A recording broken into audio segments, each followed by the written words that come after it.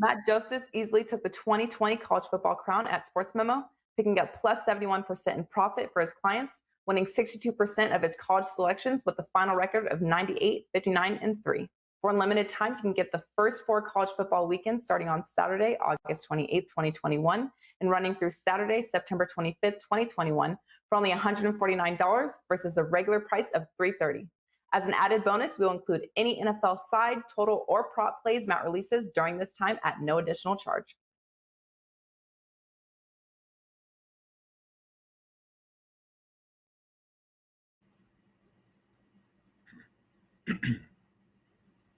Welcome into First Pitch for Wednesday, August 4th. We're breaking down 4 games on tonight's card. We got best bets at the end. I'm your host, Drew Martin, joined by Tony Finn and Matt Josephs of WagerTalk and SportsMemo.com. Huge shout out to the chat box, everybody joining us live from Las Vegas, Nevada, and Richmond, Virginia. That's where Matt Josephs is joining us from. Matt, happy Wednesday morning to you. Welcome into the show. Happy Wednesday, Drew. Looking forward to breaking down the card. There's a pretty nice couple of games on the slate today, and looking forward to providing some information for the people out there. Absolutely. Some wins and hopefully more winners than losers, size and total. And we got Matt on, who is on a current 31-19 run in strikeout props. Always good to check him out at sportsmemo.com. We'll talk about a couple of those on today's slate as well. And last and certainly not least, according to the chat box, Tony Slick Finn. Find him on wagertalk.com. #1 profit leader all time. Tony, welcome in, buddy. Thank you very much. Always good to hear you guys' voice. And of course, let's not forget the wonderful producers, executive producers, and everybody behind the scenes. Let's get at it. Let's get at it. 15-2 totals running MLB for Tony. Check him out, wagertalk.com. And like you just said, Robert, Joe, James, Chris, always killing it in the background in terms of getting this show going. So huge shout out to them as well. Well, guys, let's get into the games. We got East Coast game here, Philadelphia and Washington. First game up in the NL East. We're seeing Anderson versus Espino, -110. That's the Washington Nationals at home here, Matt. We got your Philadelphia Phillies on the road near a pick'em price here, total of 9. What are you thinking here in DC tonight, Matt? So I don't really have anything pregame for this thing, but this is the perfect game to bet live. And I'll tell you how the strategy is for this one. And it's probably something I'm going to try and do tonight is at some point, somebody's going to get a lead because both these pitchers stink. Let's be honest. Espino's not very good. The Phillies are hitting pretty well. The Nats are hitting pretty well. And Chase Anderson's being stretched back out to be a starter. He was a middle reliever that just came off the IL, was dealing with some COVID issues. And he pitched last in Pittsburgh last time out. So I don't know. I expect like 4 or 5 innings, maybe most. If there is a K prop on him, at one point it came out 4.5. I'd look to the under, but it disappeared rather quickly. So we'll see if it comes back out closer to first pitch time. But what I'm hoping to do here is to try and get both teams at least on the run line. Say the Phillies get a 3-0 lead, jump in on the Nats plus 2.5 live. And if the lead flips and maybe the Nats take a lead at like 5-3, look to take the Phillies plus 1.5 here. So these two bullpens are not very good. These two starting pitchers are not very good. If you're looking for a pregame bet, maybe lean towards the over here, but I'm going to be live betting this thing and looking towards both run lines at some point when somebody gets more than a 1-run lead because you know it's going to happen.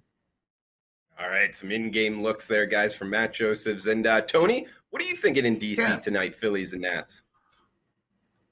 Well, I guess at the beginning of the season, I never imagined that the three of us would be highlighting Anderson and Espino, not in August at least. But as Matt said, Anderson was reinstated from the COVID. He came back. I think it was June 10th when he went down. When he made his 5th rehab somewhere in the end, about 10 days later, July 20th. So they threw him in, like Matt said. They threw him in to stretch him back out a little bit. He threw 2 innings against against the Nats. Long story short, he threw 2 innings. Okay, he threw 2 innings, successful, perfect. And perfect, I mean 3 up, 3 or 6 up, 6 down, 4 ground ball outs, 2 fly ball outs. Then they throw him 4 innings against this Nationals group. I believe that's where he got 4. He followed Matt Moore on the start, executed, it was decent. It was absolutely decent. I think maybe it was Vince V. Okay, so let's get this right. Yeah, it was Matt Moore. He relieved first. Vince V, the starter, when he threw 4 innings, a 2-run baseball. So here we are tonight. He's going to have to pitch in the 6th inning, I believe, for this Phillies team to be successful, especially the way they have driven their fans and all the, even the fans that they have in D.C. and Landover and area, they're driving them crazy. These people are going to be just Looney Tunes by the end.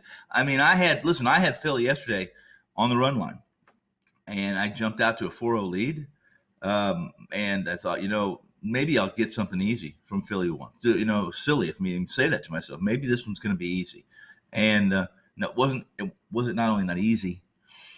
It was a loser. They have a 4-2 lead. I think Harper goes deep. It's 5-2. And what do you know in the bottom of the ninth or the bottom of the eighth, it makes it 5-4. We go to extras on this, if I'm not mistaken. Whatever happened on it, I gave up on it. I just said, let me just look at the box score. To be transparent, this Phillies team's going to turn you and twist you, and they'll relentlessly drive you absolutely batty, no matter what skipper Joe G does. And Matt can attest this. No matter what he does, he's stretching reality. He's either takes his starters, like yesterday. I thought maybe he pitched Wheeler a few pitches too many. That enabled Washington to get to Wheeler after I think he'd given up 2 through 7 or where it was.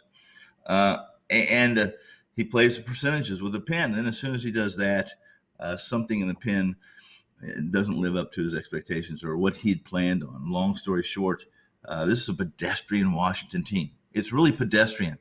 Matt said it best, and both these pitchers are not great, but I trust Anderson much more than I trust Paolo.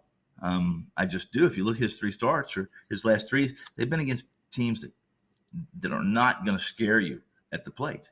So no matter, listen, I like the Phillies. I always have. They're just one of my 5 teams in baseball I like to see succeed. But I lose a bit of faith in these Phillies team every time I watch them. Even when they win, I lose a little bit of faith in them. I like them tonight in Washington. Anderson goes 6, and Philly finds a way, as they have. They find a way to hold on and defeat Washington tonight. After a beautiful. All right, looking towards the Phillies for Tony Finn. And now, just wanted to ask you real quick because no, hold on. I have to address Tony. Hold on. Anderson's not going 6 innings. First off, that's not happening. He's not stretched out to go 6. Well, hold on just a second. He only was down 10 days. He's only down 10 days, and Anderson doesn't throw the ball hard enough to worry. That's just my opinion, Matt. Is that I think he can go 6 innings. Right out of the gate. That's who this 33-year-old can go right out of the gate. Doesn't throw hard enough. He's a finesse guy. That's just my opinion. I think if Skipper Joe, he just went 4, from 2 to 4, he can go 6. So obviously, as long as Washington's not climbing his pitch count. That's just my opinion. But go ahead. I'm listening. No, the only reason why Wheeler went as many pitches as he did yesterday because half the bullpen wasn't available. I mean, Neris had thrown 2 innings the night before, and a lot of guys. So Wheeler kind of did it to himself a little bit by struggling as much as but he also was out of gas. But they had to because Neris and Alvarado were pretty much the only guys available other than Maurice Lovera, who you're not going to use in the 7th, 8th, or 9th inning. So he was kind of in a situation where Wheeler had to go 7 in order to get to where they had to go. Well, do you believe they're not in any better situation than I? You don't think Joe G would let, if he's efficient, that he's going to let Anderson pitch 6 as long as he's successful? Degree of success with Anderson, you know what I mean? 3 runs. I think Archie Bradley will be available tonight. I think that maybe one other person will be available tonight that wasn't available last night because then technically they rested last night. Look, he wants his starters to go deep, and I hope, as a Phillies fan, that Anderson actually does go 6. I just don't see it happening. I think that the Nationals lineup can get to him a little bit. Yeah, that's a shame. Well, like I said, I really want to see this team succeed, and you talked about the East. I'll let you introduce that, Drew, if that's what you want to talk about, because I have some feelings about this East, which make it, like I said before we went on air, it makes. Listen, this is the division I think is going to be the most fun to watch in the next 2 months. This is that division. I think everything else is settled outside of Boston and Tampa Bay. That's just my personal feeling. I think what you see is what you get right now. Well, sure, Tony. And talking about the NL, some people joking out there, guys, of the NL least here. But when you look at it, Washington is 6.5 games back, 2.5 are the Braves back, and Philly has really reeled the Mets in here to 1.5 back. So it could be a fun little race here in the NL East. Tony, we got to be quick here because we got to go down to the next games. But who is your pick to win the NL East? Well, it was 2 weeks ago when we came out of the break. I made a little small as John Vegas. Machine Gun Kelly would say it's pizza money. I put some pizza money on the Phillies to win not only the division but to win the World Series. So I got what kind of price I got in the World Series. I believe if you can get a team into 5 games get them into a 5-game series or 7-game series in the playoffs, anything can happen, right? Maybe not with the Phillies, but at at plus 7,000, I'll take the Phillies, and I had a good price on the Phillies, so I took the Phillies. Right now, like I just said, I lose a little bit of faith every time I see them, even when they win, but I'm still going to stick with them. I truthfully, it's either the Phillies or Atlanta at this point. What's out Atlanta, right? Okay. And Matt, what about you? Who do you think wins the NL East? The Braves. Part of it's fatalistic Phillies fan in me. Part of it is the Braves lineup. They did exactly what they needed to. They retooled their whole outfield. Their starting pitching's good enough. Tony's favorite pitcher, Max Fried, will eventually figure it out and start pitching really well every start. Drew Smiley's not bad.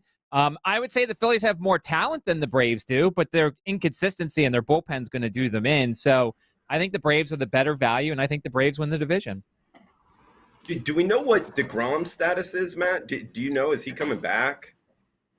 It looks like September. They're going to do an MRI in about 10 days, I think, and then after that, they're going to start ramping him up. If the MRI tells them what they need, if he's not ready, then he may not be ready till late September, but I would say Labor Day is what they're shooting for probably.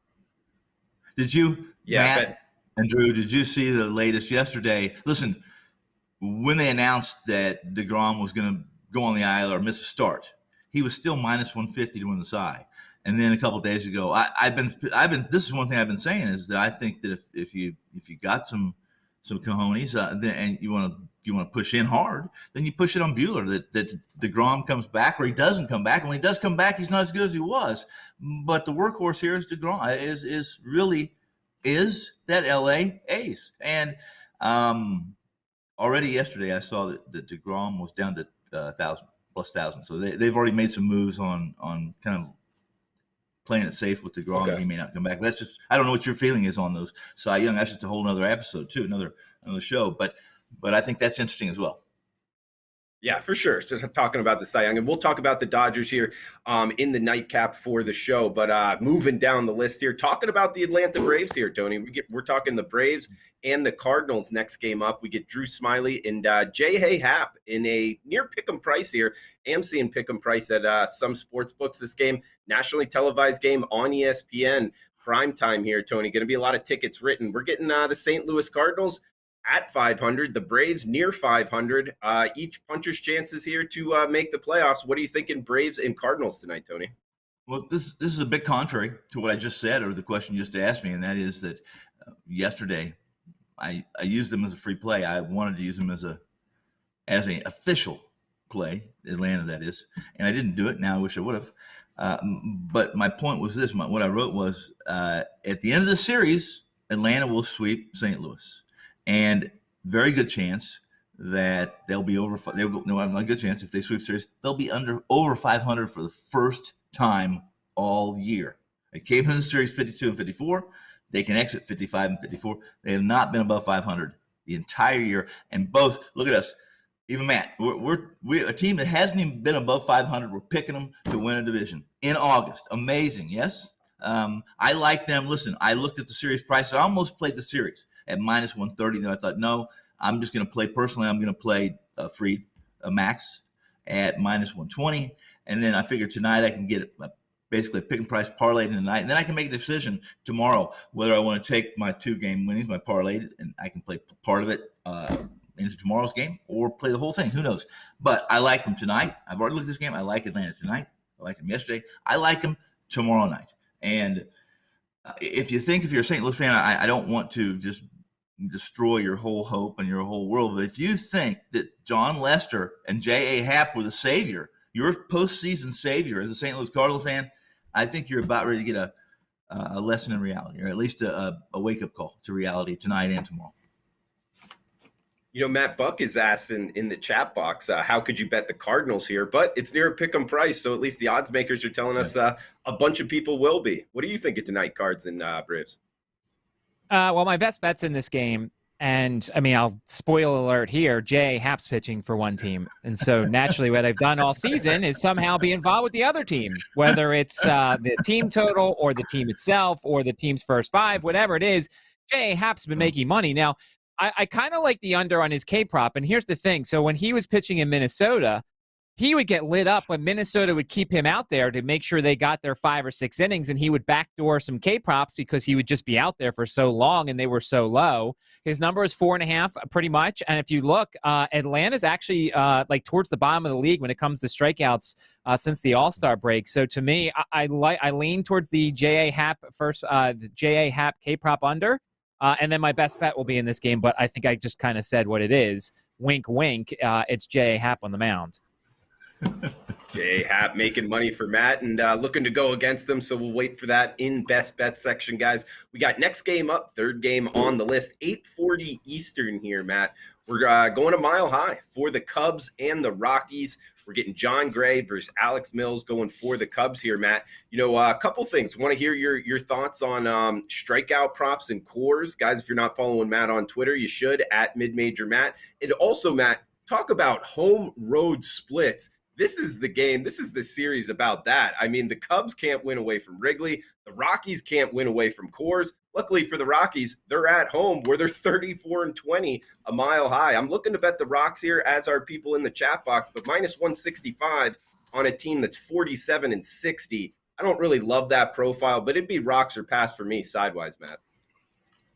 Yeah, I mean, I'm not laying that much with the Rockies in Coors Field. I mean, that game got a little hairy last night, a little bit. The K-prop that you're referring to, the Rockies have had 54 home games this season. The opposing starting pitcher has had 5 strikeouts or less in 45 of those games, so 45 of 54. Now, the K-prop under for Alec Mills is 3.5. I still like it. I mean, it's going to be tough. It's going to be touch and go there, so don't put a ton of money on it because Ryan McMahon's capable of striking out 3 times, and then there's always the starting pitcher on the other team, although John Gray's not horrendous with the bat. But, you know, the Rockies are one of the most, if not the most profitable team first 5 at home. So to me, I'm taking the first 5 here if I'm taking anything involving the Rockies, whether it's the -0.5 or, you know, probably the first 5 money line's a little bit too much. But this team, the offense perks up at home. They don't strike out at home. The Cubs are kind of playing out the stretch a little bit. So if I was to play anything involving the side or total, it would be a first 5 bet. John Gray at home is not bad. Alec Mills, first time to Coors Field, so hopefully it doesn't go well for him. Yeah, for sure. And Tony, what are you thinking here? Kind of an interesting handicap, a mile high. Yeah, you guys said it all, really. I mean, you're supposed to like it's hard to like either one of these teams a lot, but you're supposed to like Colorado at home with their record in this matchup. I mean, if you look at Mills' game log, at least for July, you'll find that. You know, he gave up less hits than innings pitched. He never gave up more than 3 earned runs. He pitched at least 5 innings on 4 occasions. One time he went 4 innings against St. Louis when he had given up 5 runs. There was some bad. The Cubs were just really bad in the field that day. The 5 runs he gave up, only one of them was earned. But long story short, on this one is Mills is who he is. He's going to try to keep his team in it. He's going to try to make the 6th inning. He's going to try to induce more ground balls than fly balls, which he has done. At least he did it in July, like I said. And this is a game that's a coin flip to me. I'm away from it, but I certainly wouldn't be pushing the mortgage across the counter on either one of these teams. Well, let's lean. I'll lean with you guys. I'll go Colorado in a game that I certainly am not going to be vested in. And whenever you're looking at the Rockies, guys, these home road splits, just to spell it out for you, 34-20 at home and 13 wins and 40 losses on the road. Yeah. So those are some drastic home road splits for the Rocks. Now, the Cubs have a home road splits as well. Not that drastic. That's some of the most drastic home road splits I've really seen in professional sports. We got one game left. It's a good one. Nightcap, and huge shout out to the chat box. Like always, guys, Mike Campbell, Johnny Outlaw, Lance, Michael Robertson, all in the house, Rara, Abby as well. Thanks for joining us live. And if you're watching on replay, feel free to drop a line below on the YouTube channel, and always smash that like button if you're liking the content. We got the nightcap here, Tony. It's a good one. The Astros and the Dodgers, 10-10 Eastern here. Odorizzi versus Max Scherzer. Yes, Max Scherzer making his first start for the Dodgers at home. Tony, this is a pricey one, though. Minus 200, as high as minus 210 out there. You can get the Astros plus 180-ish. What are you thinking Astros and Dodgers late night, Tony? Well, without even looking, when you see as much as as closely as we follow baseball, guys, and no matter who is starting, no matter what the situation might be, and you see Houston getting that much plus money on the line, do you need to see much more? I don't care who it is. If they bring Don Drysdale out of retirement, I'm going to be on Houston and that staff. I'm always, and I don't want to get too deep into a conversation about this with you guys because I get pretty passionate. I'm not a Dave Roberts fan. I don't believe that. I believe that a team is this. Are we watching a rinse and repeat of the Atlanta Braves? Matt's been down that area for. I mean, he was a little bit younger, but this is a team that won division after division after division after division and could not, with Maddox, Glavine, and Smoltz, win a World Series. They win one. Okay, they did win one. And if anyone but Dave Roberts, if Whitey Herzog, or guys that I respected when I was younger and following baseball with crazy passion, was managing this team, they would have more than one World Series. I'm on Houston tonight. Yeah, Houston getting a big plus price here, Matt. I kind of agree with Tony. I don't know about the pitcher that he named coming out of retirement, but the Houston getting this big of a plus price, I'm kind of interested in that side, Matt. What are you thinking late night? I mean, it seems very easy. I don't like Jake Odorizzi. I don't think he's that good of a pitcher here, and the Dodgers lineup is as intact as it will be until Trey Turner comes off the COVID list. My worry actually is, and to go along with what you guys are saying, Max Scherzer. Max Scherzer's strikeout prop is 7.5. And so I think a lot of people are like, oh, he's going to go over. Well, starting pitchers against Houston have had 5 strikeouts or more in just 41 of their 107 games so far this year. I think what we're going to see early on, first time through the order, a lot of strikeouts, and somebody's going to get a solo homer against him. Because we know that Scherzer has had that problem where he grooves one down the middle, some dude runs into it, it's gone. Like Yordan Alvarez, Carlos Correa. Somebody's going to hit a solo shot against Scherzer early, and then the question is, how will he react from it? But he's going to be so juiced. He's playing against Houston. He had such a good time against them in the World Series. It's his first start as a Dodger, and that home crowd, he actually showed up on time, and look, it was a great atmosphere in L.A. So I almost want to look at like a Houston first 5 here. I don't like Odorizzi, but I think the Astros are going to get a solo shot or two against a juiced-up Max Scherzer. Watch for an early home run in this game, maybe in the first 3 innings for the road team. Yeah, I don't disagree with that. We've seen that in the past with Max Scherzer. And guys, this is the last game on the slate, and we got best bets coming up next. And this is my best bet, so I'll just start us off here, Tony and Matt. I think Houston is getting too big of a plus price here. Like Tony just talked about, getting them, I just bet them personally plus 185, risk 100. And if the Astros win this game, we get 185 on the kickback. This is the number 1 team in the American League, 65-42, and you're getting plus 185. Number 1 hitting lineup against righties. Now look, Max Scherzer, great pitcher. The Dodgers, a good team, could win the World Series here, but laying minus 210. Especially when you look at pitchers' performance against the lineup they'll be facing. Both of these aren't huge sample sizes, but Odorizzi versus the Dodgers, 53 at bats, 569 OPS against. That's really good against this Dodgers lineup. And you look on the other side, Max Scherzer against the Astros, 723 OPS and 84 at bats. So they've actually performed better against Max Scherzer in past performance. Get the plus 185, this lineup, and a good away team, 31-22 on the road. I like the Astros in the nightcap, plus 185 to kick us off here with best bets. Matt, throw it over to you. The K-Props guys, the trend that he's got going at sportsmemo.com, making some money. Check him out. Matt Joseph's handicapper page. Matt, where are you going for best bets? Well, I said it earlier, and I'll say it again. My best bet, first 5 money line for the Braves. It's around minus 120, or at least that's what I got it at. And the reason why, J.A. Happ's pitching. J.A. Happ has a 6.77 ERA. First time through the order, opponents have a 3.16 batting average. Second time, a 2.65 batting average. Braves averaging just under 2.75 runs per first 5 innings. They're one of the top 10 teams in baseball in offense in the first 5 innings. Smiley's not the greatest. I don't love it, but he did face the Cardinals earlier, held them to 1 hit and 3 walks in 5 2/3 innings at home. This is basically just a J.A. hat fade, and I don't nothing to do with the Braves bullpen. I want nothing to do with the Cardinals bullpen. 5 innings. I think the Braves will be ahead, so give me the Braves first 5 money line as the J.A. hat fade of the day. All right. Tony Finn finishes off here. Where are you going for best bets, buddy? I'm going to go to the Mets and the Fish, the New York and the Miami matchup tonight. This is not an exciting matchup either. I mean, if you're a baseball fan in the last 10 years or 5 years, half decade, then maybe you want to follow Carrasco. Maybe you want to see him, how he's doing, how he came. Well, he came back. Obviously, he's already had his initial start for the Mets where he was abbreviated. It was an abbreviated work. Tonight he gets, and that was against Cincinnati. Tonight he gets Marlins. Listen, Zach Thompson is kind of the aberration. He's the contrary to what Miami pitchers are. They can throw a four-seamer by guys. They can pitch to their park, which is, the park factor in Miami is pitcher friendly. And tonight, though, there's a couple of variables, and it may not be anybody else's variables or trends, but I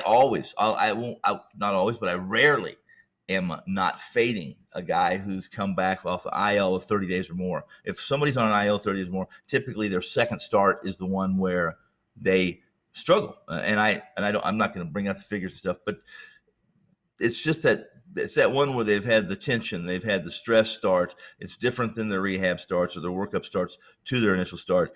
And they're typically tired, they're a little sore, or there's some parts of their body that aren't going to work like it's supposed to or they want to. So in this situation, I'm going to play Zach Thompson in Miami against the Mets and Carrasco. I believe that every drop of value in this game is having while Miami is not going to scare Carrasco, I think they scratch out a win here against a Mets team that's really struggling, and I get $140. I'm getting almost $140 on Miami at home. All right, the Fish plus the price for Tony Finn. And guys, in recap, 4 best bets here. We get Tony on the Fish plus the 140. Matt Joseph's Braves first 5 money line minus 115. And I am on the late night special there, the Astros plus 185. So hopefully some of these dogs hit tonight. Put some cash in our pockets. Guys, please smash that like button on your way out. It does help us out. For Tony Finn, Matt Josephs, I am Drew Martin. Thanks for tuning in. We'll be back tomorrow. Same time, same place. Best of luck with your bets until then.